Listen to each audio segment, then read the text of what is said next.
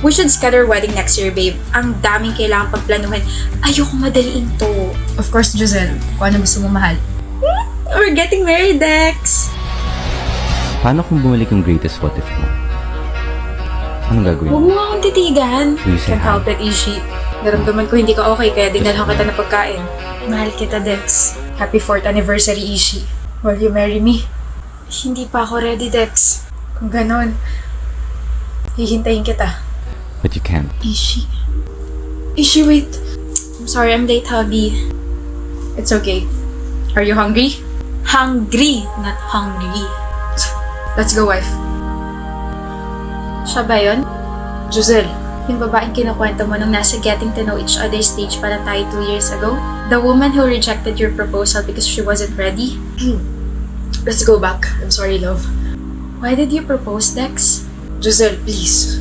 What did you feel after knowing that she's already married to someone else? Dami sigurong what if dyan sa utak mo, no? What if hinintay mo siya? What if you stay beside her while she's reaching her dreams? What if hindi ka napagod? What if... Stop. I wonder kung ito yung sing-sing na dapat para sa kanya. I just have a final question and I want you to be honest with me. Umasa ka ba na single pa rin siya hanggang ngayon? Yes. Thank you for the wonderful 2 years. Wala na mangyayaring kasal.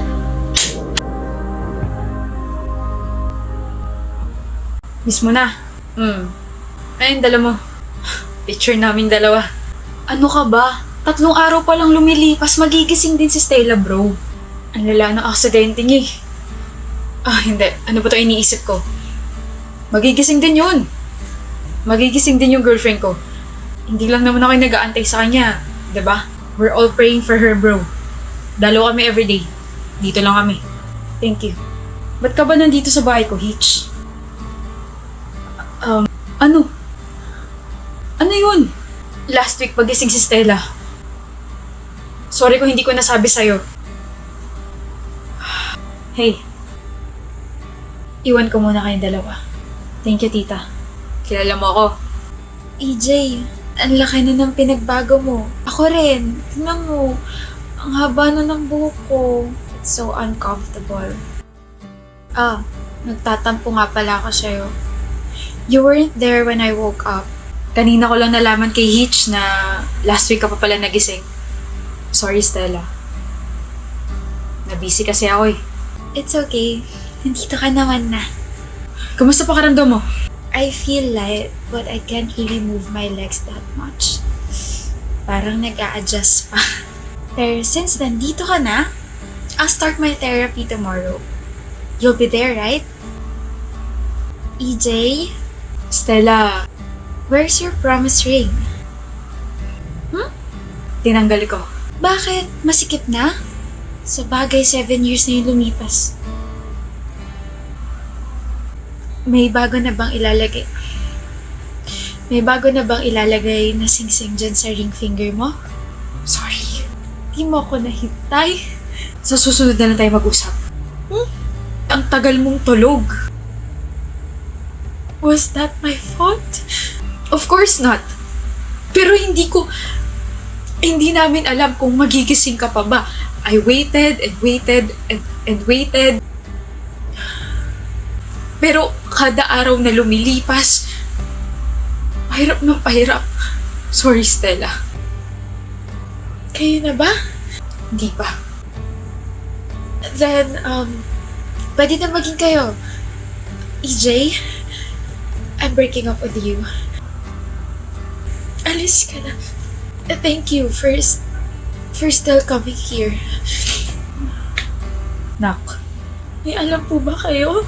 Nagpaalam siya sa akin last year pero sabi ko wala ako sa posisyon para humindi o umoo sa sinabi niya.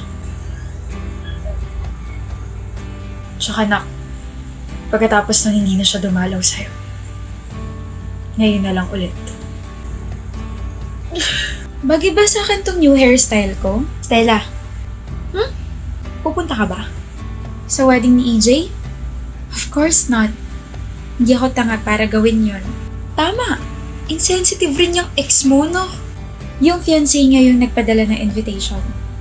Funny, right? Weh? Kapal ng mukha. Anyway, anong plano mo? Punta ka ibang bansa? Maghahanap ka na ng bagong boy ulit? Wala sa isip ko yun. Gusto ko ulit sumaya and bawiin yung 7 taon na nasayang sa buhay ko. I'll just travel, live, and make the most out of it. I love it. That's the spirit, Stella. Saan mo gusto kumain, Erika?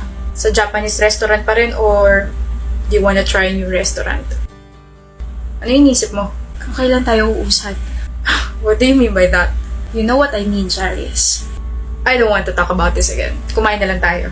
Bakit ba ayaw mo magkaroon tayo ng label, ha? It's been a year. We don't actually need a label, Erika. Gusto mo ako, gusto kita, masaya tayo. As long as we understand each other, magtatagal to meron tayo. I deserve more than what we have right now. Sabi mo gusto mo ako. Pero bakit ako'y naghahabol sa'yo ngayon? You said you'll court me. Sabi mo ipapakilala mo ako sa parents mo. Pero bakit hanggang ngayon wala pa rin? Gusto kong magselos pero hindi pwede kasi wala tayong label. Gusto ko sabihin sa'yo na mahal kita palagi pero hindi pwede kasi wala tayong label. Baka pwede na tayo umusad. Sabihin mo hindi ka lang marunong makontento sa kung ano kaya ko ibigay.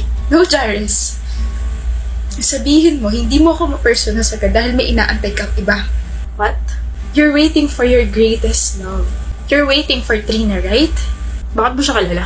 Kapag bumalik siya, itatapon mo na lang ako. Bakit mo siya kilala, Erika? Narinig ko kayo nag-uusap na kaibigan mo. O ano, kamusta kayo ng greatest love mo si Trina? Hindi ayun, inaantay ko pa rin. Hindi mo rin mag-antay, no? 3 taon na ba? Sabi niya sa akin, next year na daw siya uuwi. E, paano si Erika? 1 taon na kayo walang label, maawa ka naman dun. Hanggat wala si Trina, kay Erika muna ako. Madaling gustuin si Erika pero madali rin siyang kutuin. Madali lang yung itapon. Sira ulo talaga to. Erika, gusto naman kita. Yun naman ang importante, di ba? Kung gusto mo ako, hindi mo gagawin sa akin to. Masarap na nga mag-antay sa pinangako mo. Mas triple pa yung sakit dahil ginawa mo akong waiting shed. Anong kabaliwan yun? Erika, kinakahiya akong nakilala kita. Kinakahiya ako naging masaya ako sa'yo. At habang buhay kong pagsisisihan na minahal ko ang santulad mo. Wala akong intensyong saktan ka. At hindi ko rin naman sinasadyang mahulog sa'yo para ganituhin mo ko. Mahal! Bakit ngayon ka lang? Wow! Gising ka pa at naka-makeup ka pa. Grabe naman yung eyeshadow. Pak na pak! Saan punta mo, miss? Tara, hatid na kita sa kwarto natin. Bakit ngayon ka lang? Scary mo naman, asawa ko. Nagsabi ako kanina, di ba? I'll go out with my friends. O diba English yun? Sabi mo pa nga. Sure, Erson. Have fun. Alam mo ba? Kung ano oras na? Bakit hindi mo tignan dyan sa relo mo? Ubus na ba battery? Deserve. Pinipiloso po mo ba ako, Erson? Oh, no ma'am, no! Magpaliwanag ka. Kaninang 1 p.m., sabi ko aalis ako. Hindi na pala. Ayoko na makinig sa paliwanag mo. Look, bilis talaga magbago ng mood ng mga babae. What did you say? Sabi ko po, hala, ang ganda naman ng eyeshadow mo tonight, Miss Heart. Sino si Miss Heart? Kabit mo? Iba talaga kapag hindi active sa social media. Ano? Yung sa TikTok asawa ko. Yung, nandito na naman si Miss Heart. May bago na naman siyang kliyente. napapangiti na yon. Nakakainis ka. Kunwari nga galit ako kasi late ka umuwi. Tapos kunwari nag-overthink ako para suyuin mo ako. Araw-araw at gabi-gabi naman kitang sinusuyo, mahal ah. Babe, masyadong healthy yung relationship natin. Kahit maggalit-galitan ka dyan, matutunaw pa rin yan dahil Gwapo asawa mo eh. la, kikiligin na ako sabay ganon. Nagsisinungaling ako? May sinabi ba ako? Sobrang gwapo mo kaya. Ganda ng mga mata mo. Sarap titigan. Actually, yung buong mukha mo nakakatunaw na. Alam mo! What? Imbis na ikaw ang kiligin. Naging ako naman. Baby Kazumi naman eh. Baby, you're my sun and moon. Ano yun? Wala! Yee! Ba't ka nga pala naka-makeup? Wala lang. Ganito mga napapanood ko sa teleserye kapag umuwi ng late yung mga asawa nila. Lagi sila naka-makeup tapos nakaka-intimidate. Ganon. Tigilan mo na yung B. Hindi ka kaya nakaka-intimidate. Mukha kang marshmallow. Inirapan ako. Matara yarn. Hindi ka na. Ako na magtatanggal sa makeup mo. Che! Lucy, may sasabihin daw sa'yo si Eugene. Wala. Meron, gusto ka raw niya. Hoy! Gusto mo ako, Eugene? Kilala mo ako? Oo, di ba nagkakalala na tayo ng grade 7 tayo? Wow. Gusto mo pag-usapan? Pag-usapan feelings ko, naku, wag na, nakakahiya. Okay. Lucy! Nandito na eh. Pahingi lang ako ng 15 minutes mo. Aaminin ko lahat. Gusto kita, Lucy. Gustong-gusto talaga kita. Grade 7 pa lang tayo, crush na talaga kita.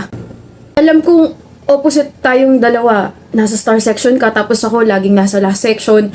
Madali ka mag-focus sa ibang bagay, tapos ako madaling ma-distract. Talented ka, tapos palagi ka representative sa labas ng school. Matalino ka, tapos ako gwapo lang. Ang ibig ko sabihin, consistent escort ako simula grade 7 hanggang ngayong grade 10. We're not perfect and things... Takting English yan. Hindi tayo bagay sa ibang mga aspetong bagay, pero perpekto ang feelings ko para sa'yo. Gusto kita, Lucy. I appreciate your bravery for confessing in front of me, Eugene. Hindi lahat kayang gawin yan, but Pwet? I wanna focus kasi sa studies ko. Hindi ako hahadlang sa pag-aaral mo. Gusto ko lang ilahad yung nararamdaman ko para sa'yo. Hindi mo na kita liligawan kasi alam kong focus ka sa goal mo. Distracted na nga ako, tapos dadamay pa kita. Ayos lang. Dito lang ako. I'm sorry, Eugene. Ako! Walang dapat ika-sorry. Ayos lang talaga. Ayos na ayos. Lucy! You cheat? Para hindi tayo nagkita 6 months ago, Sandali lang naman yung pagkikita na yun. Namiss pa rin kita. Pero the hair. I love the hair. Ang powerful mong tignan, architect. Hindi naman. Ang hinhin mo pa rin talaga, no? At ang ingay mo pa rin talaga, no? Ngayon ko lang na-realize na you grew up so well. 10 years na yung nakalipas, pero height mo, same pa rin. Ikot ka na ba? Ang dami naghahanap sa'yo. Saan si Lucy? Nakita niyo ba si Lucy?